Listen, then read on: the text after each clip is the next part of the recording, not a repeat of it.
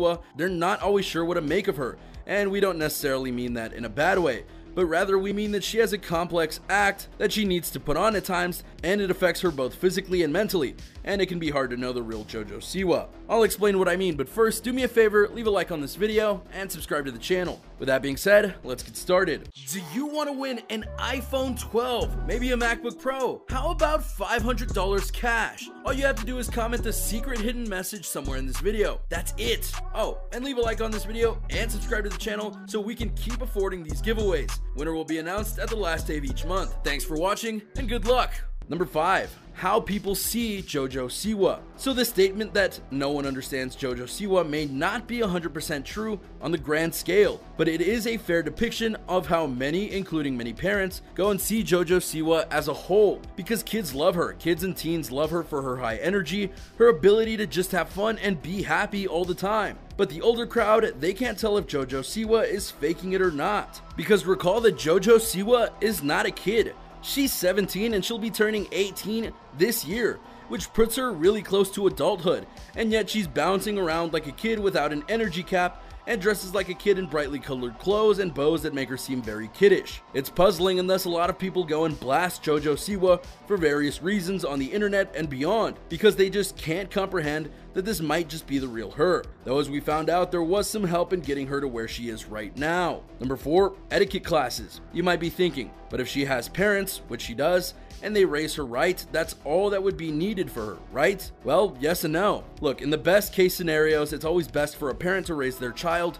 to be respectful and well-mannered. But as the world constantly shows us, that just doesn't happen as it should. Plus, when you're in the role of someone like Jojo Siwa, it's not just acting good on camera or even off camera. It's about knowing how to handle yourself in certain situations, like when being interviewed by people in a live setting and finding yourself struggling with how to act. So thus, Jojo Siwa had to go to an etiquette class in order to ensure that she knows how to act a certain way and present herself in a light that won't reflect badly on the studio who's endorsing her. In the case of Jojo Siwa, that would be Nickelodeon, and they're very strict in regards to making sure that their stars aren't shown in a bad light, because they have a very kid and family friendly brand that they're trying to uphold. She was actually taught how to act more like a grown-up in these classes, believe it or not. While this may not sound weird, it's important to remember that she's just a teenager, and so acting like a grown-up isn't something she's supposed to be doing just yet. And yet she has to because of her contract, which I'll talk about more later. The more grown-up she acts, the more trust she conveys to the people who might be watching her performances and such, in order to see if their kids should follow her as a role model. Speaking of kids, she's also been taught how to interact with kids in a polite way that make her feel both like a kid, but also like a grown-up. If that sounds complicated, it is, but that's what classes are for. As you can see, this is a multi-layered thing that may seem a bit ludicrous at points, but for Nickelodeon, it's vital in their eyes. So imagine all the pressure that Jojo Siwa is under to go and make sure she acts 100% perfect in every interview, every TV show appearance for things like Jimmy Fallon, and so on and so forth. She has to act proper and polite, and yet fun and carefree to maintain her image. Number 3, her deal with Nickelodeon.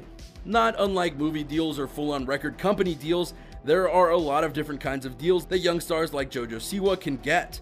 And in the case of Nickelodeon, they gave her what is known as an all-around talent deal. What does that mean exactly? Put quite simply, it's a deal that means that anything that Jojo Siwa does in terms of product or talent is owned in full by Nickelodeon. So her clothing line, her videos, her music, her appearances on other stations, it's technically all owned by Nickelodeon. Is that a bad deal for JoJo? Not at all, because it means that Nickelodeon is also going to do all they can to help promote and plug JoJo so that she can get the most out of her career, and thus make them a lot of money as a result. Kind of a you scratch my back, I scratch yours kind of deal. And for the moment, that deal has been paying big dividends. Her fashion line is huge. She's a role model to young girls everywhere. She's had a very successful music tour with more likely on the way, and new products and avenues of fame will likely come her way as well. The only problem is the somewhat unspoken rule that comes with this kind of deal. Because Nickelodeon owns all of what she does, she can't do anything talent related that isn't affiliated with Nickelodeon. So let's say that MGM decided they wanted to do a movie about her.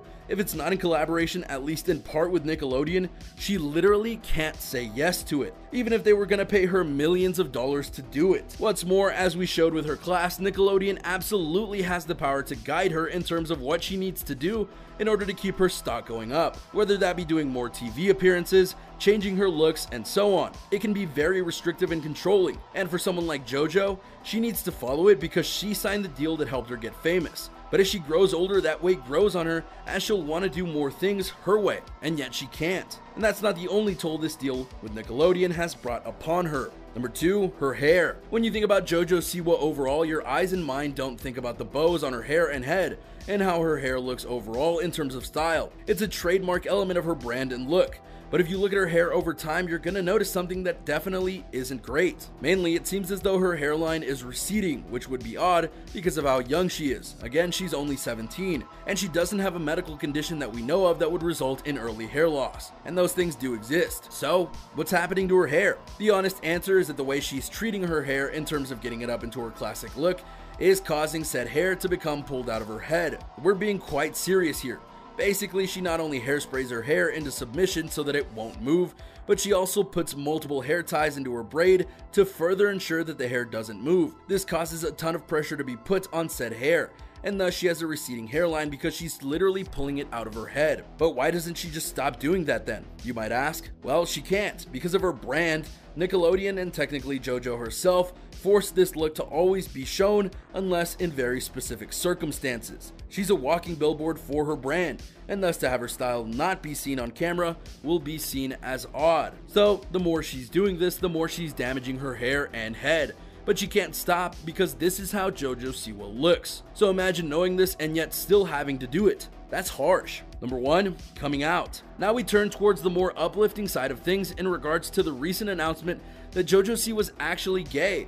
She teased this reveal in a video on social media, and then she later confirmed it in an interview with Jimmy Fallon. She admitted that she was pretty nervous about coming out, but after talking with her girlfriend, she knew that this was the right thing to do for various reasons, which is heartwarming to say the least. The reason we bring this up is that the decision and announcement could not have been easy on her for various reasons. 1, she's dated guys in the past, and 2, part of her brand was her being a straight-laced regular girl. But now she's gay, but while that's absolutely 100% fine, some people unfortunately won't see it that way. 2 of which are the parents of certain kids she appeals to, and the other is Nickelodeon, who like many other brands haven't always been the most progressive at times with the LGBTQ+ community. JoJo was taking a huge risk to her brand and career by doing this. Yet she did it because she had to, and she had to be true to herself, and that's the thing about Jojo Siwa.